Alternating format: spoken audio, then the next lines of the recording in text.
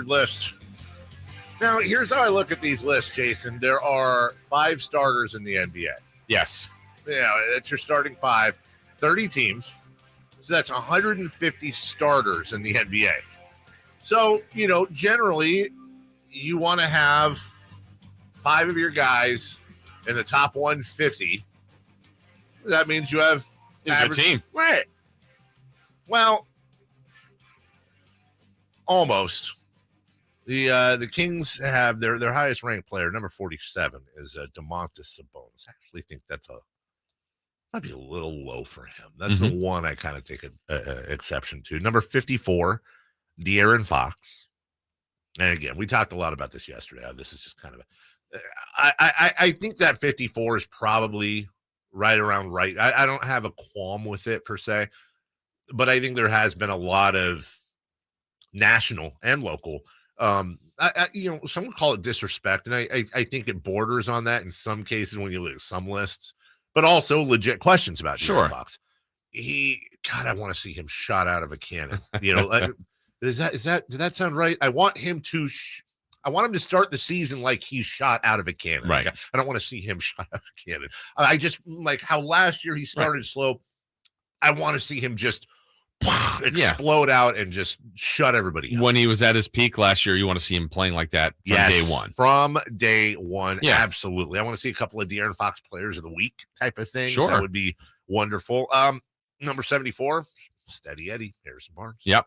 Just Harrison Barnes, to the point where I almost think he should go by Harry. Harry sounds like Steady Eddie. Harry Barnes. Harry Barnes. Harry Barnes. Shows up with his lunch pail and does his thing and checks in, checks out, and does the deal. Harrison Barnes, number 74. And then the rookie, number 95. So already in the top 100. Yeah, that is a lot of respect. Keegan Murray at number 95. A lot of high hopes. Former Kings? Okay, you ask. Number 100, Bogdan Bogdanović. Number 96, Seth Curry. Number 90, Buddy Hield.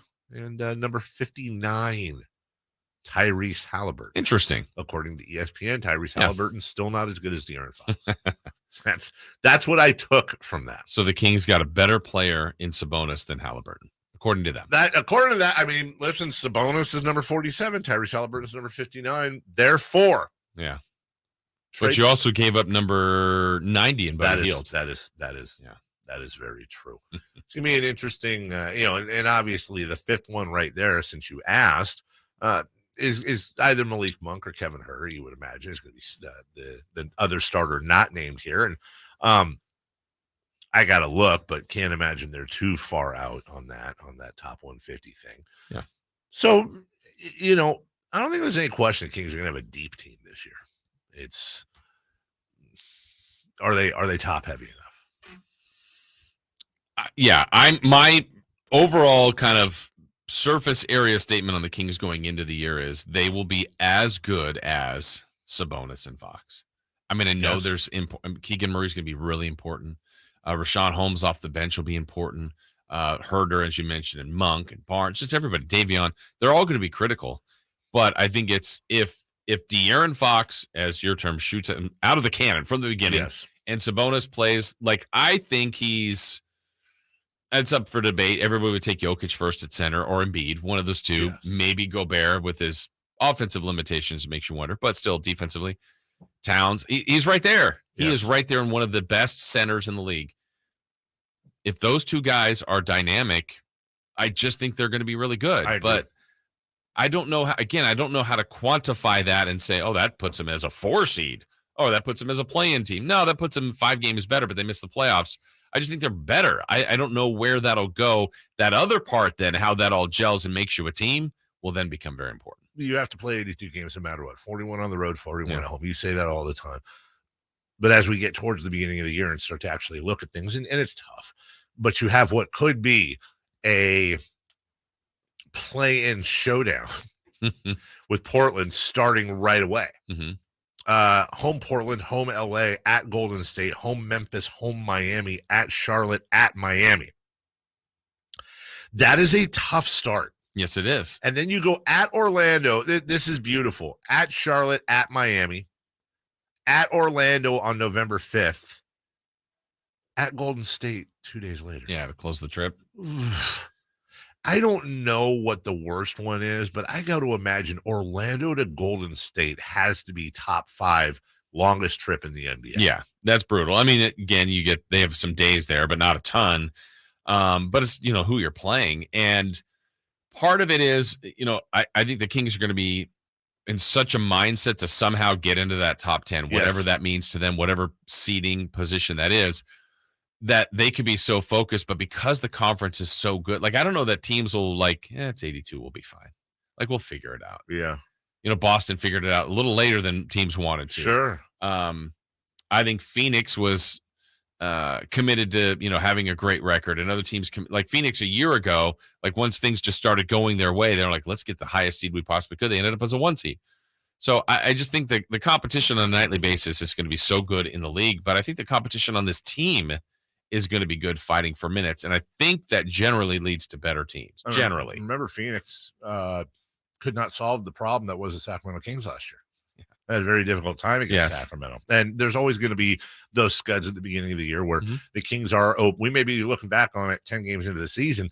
If the Kings are 5-5, which, by the way, I think 5-5 would be an amazing start considering that schedule. 5-5, 6-4, 7-3. We're going to see some of those games were unexpected victories by teams that just don't have the old Spurs. Right. They just don't have it together yet. Somebody on the YouTube chat, and I was thinking about this in a different concept, says that Fox and Sabonis is a top 15 duo. I was actually going to say to Jay, hey, I have a project for you, at your leisure. But where would the Kings rank in NBA Jam terms this year, where it's where you have a 2-person lineup? I actually think that is quite interesting. The problem is I just don't know if they're top 15. I really don't. I will have an answer to you by 8:13. Okay, 8:13. Oh, project for Jay. My guess is they will be below 15. But again, they've got a bench, they've got a new coach, they have a GM on the hot seat. Yeah. They have a battle we're going to talk about a little bit later at the 2. Yeah. It does look like 1, 3, 4, 5 is set. By the way, there's also, we're going to talk about Keegan Murray and the 2 and all kinds of Mike Brown's effect, Malik Monk and Kevin Huerter, welcome in. And, we're going to have a lot of different things. I would like us to not forget something that just keeps itching in the back of my brain. Rashawn Holmes. That's still a weird thing. And I'm not talking about the off-court stuff, which sounds like that's been, if not resolved, it's in a better place. It's in a better place. Yeah. But I just don't know what is going on with Rashawn. I don't know if the Damian Jones move or lack thereof to keep him is a reflection on their confidence that Rashawn Holmes is full on the backup center along with Alex Len. And I don't know if the Kings are comfortable having it's not like this, but is it almost like a diet junior Jimmy G situation where Rashawn Holmes is too expensive to be a backup center and too repetitive, but they don't want to give him away. So maybe they're just waiting to see if they can extract value out of Rashawn Holmes. Yeah, that's interesting. I don't know how they're thinking about it that way, but they need to find the version of him 2 years ago, 3 years ago, because that's a really good player.